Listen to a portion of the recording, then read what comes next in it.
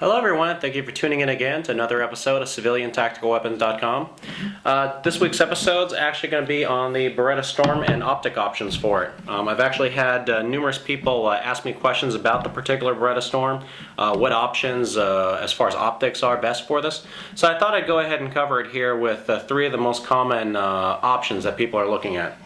So first off, I want to tell you that the Beretta Storm comes with a set of iron sights. So one of the bigger questions you need to ask yourself is, do you care about lining yourself up with the iron sights, meaning that they can coexist with whatever optic you have, or is that not a concern to you at all? So in case of some unfortunate electronic failure, batteries die, whatever, are you concerned about still being able to use the iron sights?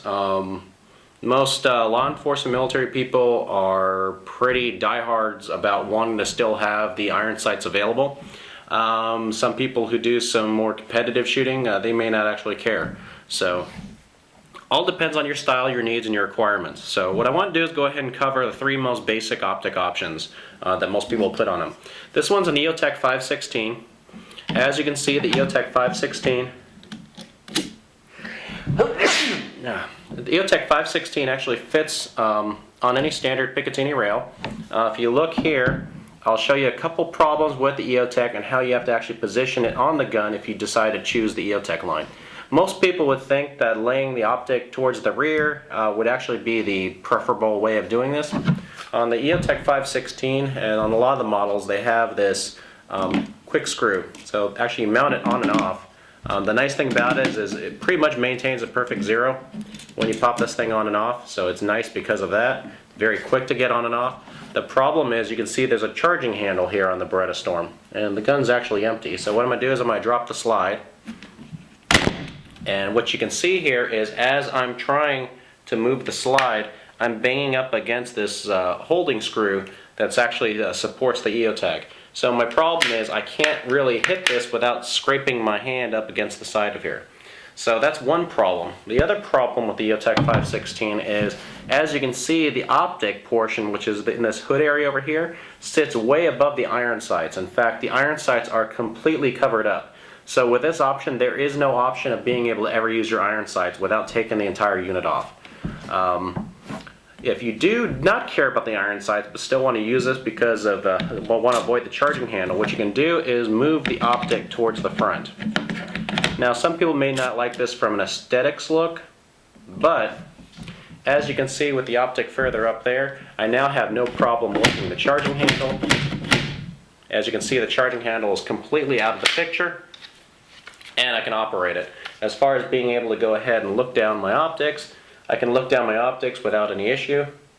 So again, an option, fairly inexpensive. I think the EOTech 516 is right about 500 bucks. I actually sell these EOTech optics, so if you are interested in those, I also sell those too. I don't have them posted on the website, but if you do want an EOTech, shoot me an email on the info@civiliantacticalweapons.com, and I'll actually go ahead and quote out those and actually any of these optics. The next popular option is a Comp M series. This is actually a Comp M2, which for someone who's spending about $600 is what you kind of get these at discounts at the gun shows and stuff for new units. The Comp M2 is probably the only line you would actually put on it. A Comp M3, Comp M4 ends up getting more expensive than the gun. This here is a very high quality optic. I've actually flipped the quick release mount to the side, so the nice thing about the aim point is I can move the screw onto the right side or left side depending on how I rotate the lower mount. So what I'm going to do here is go ahead and loosen this up, put this on the optic, and the nice thing about here, because it sits high and the mount is very skinny on the bottom, it doesn't get in the way. So what you want to do is position this so that the back cover still is clear in the rear sight, and then just tighten it down. So the couple of nice things about the aim point is, one, the aim point, of course, if you look on the side completely, I mean, there's nothing here that actually interferes with the operations. So none of the operations of the of actually working your charging handles have no problems. Let me go and lock it back.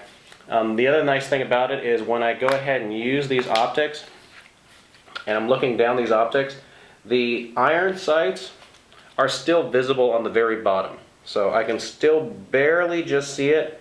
It's a little harder to do because I'm just looking at the very bottom rim of the optic. So yes, it is technically capable. Remember, I do not have the spacer kit, so I'm trying to keep it as low as possible, but I am able to do this. Now remember, on the Beretta, you can actually fold the iron sights down. So the 411 flips back, and then the rear sight flips forward 2 clicks, depending on if you have it on short range or long range. So I've cleared my optics completely out of the way as far as my iron sights, and I'm just using my pure optics.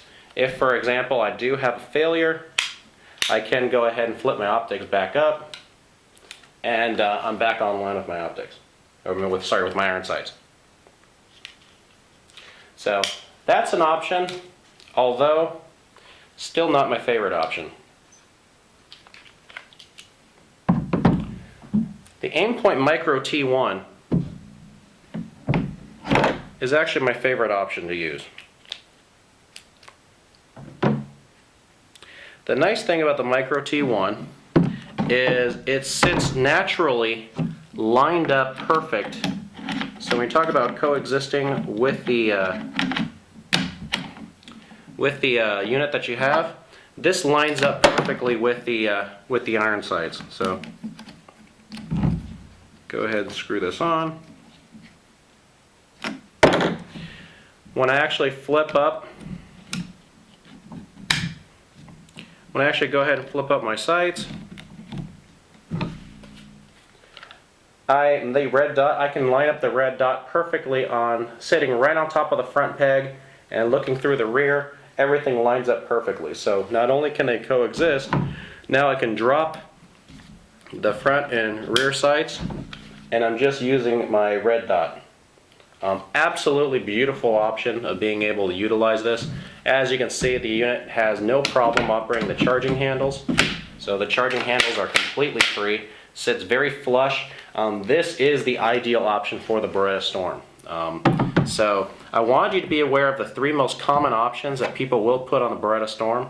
I wouldn't recommend trying to put the, keep in mind there are some, under $100 optics, I can think of a few companies that come to mind. They're actually very poor quality. They're good if you're using airsoft guns, but you're not going to put them on a real firearm. I've had people ask me about some of these Chinese knockoffs or whatever. They're absolute garbage products.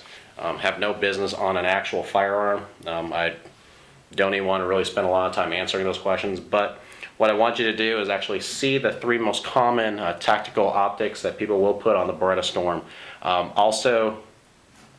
This Micro T1 again, for those of you who do have the PS90s, the way this optic sits is absolutely perfect for the PS90s too. So anyways, if you have any questions, please email me at info@civiliantacticalweapons.com, and I hope to see you in a future episode. Thanks.